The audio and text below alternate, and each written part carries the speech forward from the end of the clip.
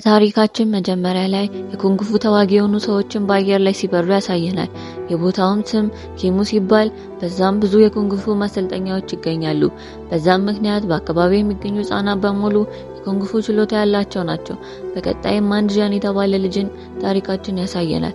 እሱም እንደዛ የኩንግፉ ቤት ተማሪ ነው። በእርሱ እድሜ አብረው የተማሩ ተማሪዎች በጣም ጠንካራ ሲሆኑ እሱ ግን በጣም ልፍስፍስ ነው። ነገር ግን ልቡ ንጹህ ስለሆነ ከሱ ከፍ ያሉ ጓደኞችን ቢሆን ይወዱታል። እሱም እንደዛው ምግብ ያበስላቸዋል። ቲያኒ ተባለች ደግሞ ሌላ ሴት እንመለከታለን። እሱን የሚያሰለጥነው ማስተር ልጅ ነች። ዣንም ይወዳታል። እሷ ግን እንደ ወንድሟ ነው የምታየው። በራል ላይም ሁሉም ተሰብስበው ያሉ ስለ ዣን ያወራሉ። እዚህ ትምህርት ቤት መማር ከጀመረ 10 ዓመታትን አስቆጥሯል። ነገር ግን ጥሩ ተዋጊ ሊሆን አልቻለም። ቲያንም በሚሰለጥኑበት ጊዜ ዣንን እንዴት ኃይሉን መጠቀም እንዳለበት ትረዳዋለች። እሱ ግን በቲያን ቁንጅና ስለተማረከ ምንም ሐሳቡን መሰብሰብ አልቻለም።